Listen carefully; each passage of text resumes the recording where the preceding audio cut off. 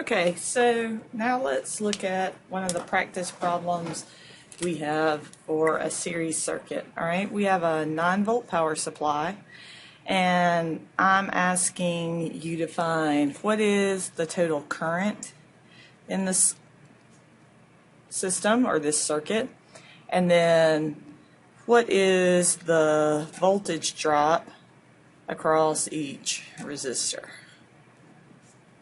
All right, so it's a series circuit, so we know that whatever current is flowing through this system, I, goes through every component and is the same. All right. We also know that V1 plus V2 plus V3 is going to be equal to 9 volts. As the current travels through that circuit, we'll have a potential loss of 9 volts. All right.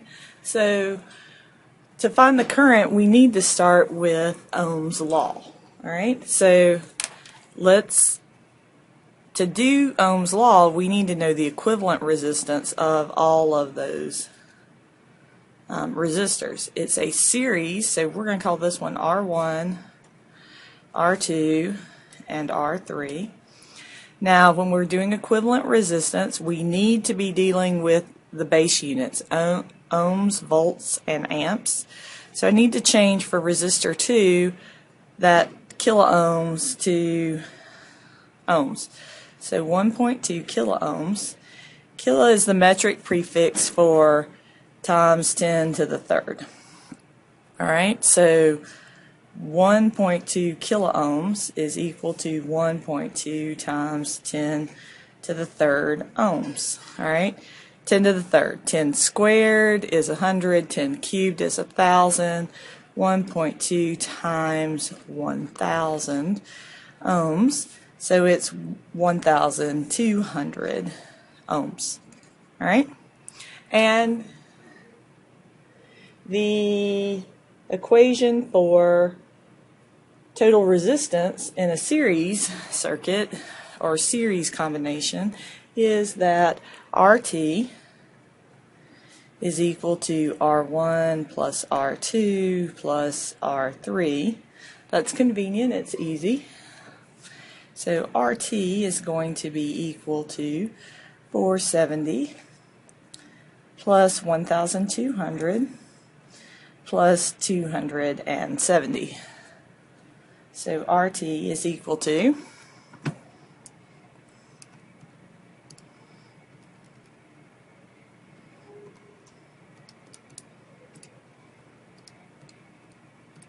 all right, 1,940.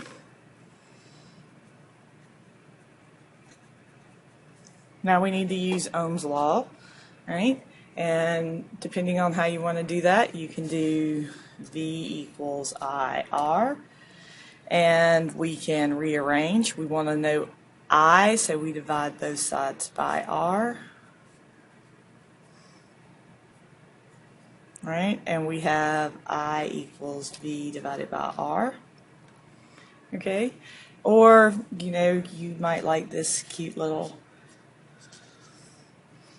some people call it a triangle, there's a circle, whatever. You cover up the one you want to know, so I is equal to V times R. Either way, we can plug in.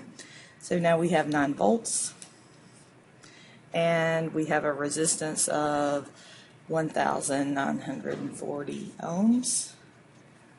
All right, and we go back to our calculator. 9 divided by, I can do answer, and I get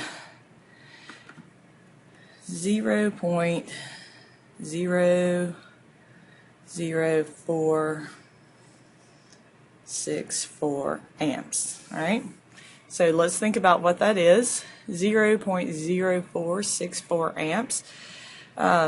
Remember, milli is times 10 to the negative third, so to get milliamps, we would also write that as, we'd move it 1, 2, 3 places, or 4.64 milliamps. Okay, and that's our answer for current.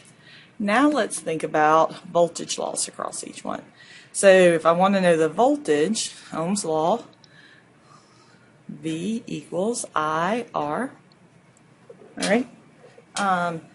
I can just plug in because I know the resistance, I know the current goes through every component.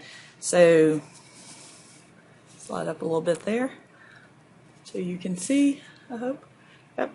So V1 is going to be equal to 0.00464 amps times 470 ohms. So V1 is going to be equal to, just multiply that out,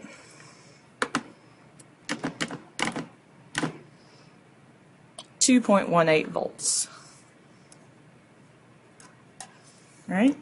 And then also V2, let's see if you can see, nope, not so well there. V2 is going to be equal to I times R2, which is going to be equal to 0.00464 amps times 1,200 ohms, which will be equal to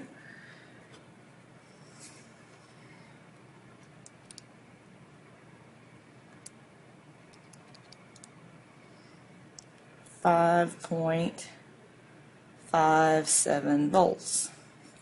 So there's V1, there's V2, and V3 will be equal to I times R3, so 0.00464 amps times 270 ohms, and V3 will be equal to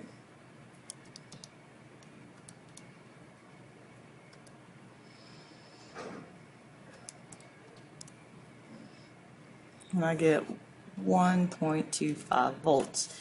As I look at those answers, do they make sense to me? I always like to ask myself that question. So the biggest voltage drop comes against the component with the most resistance, so that makes sense. It should. The smallest voltage drop is on the component with the least resistance, and it does. That makes sense to me. The other thing I'd like to do now is I want to say, just check my work. If I've done everything correctly, when I add V1 plus V2 plus V3 up, I should get a number close to 9. So I'm going to just check.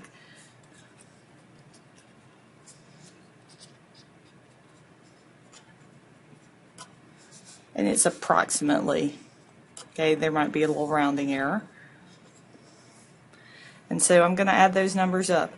1.25 plus 5.57 plus 2.18.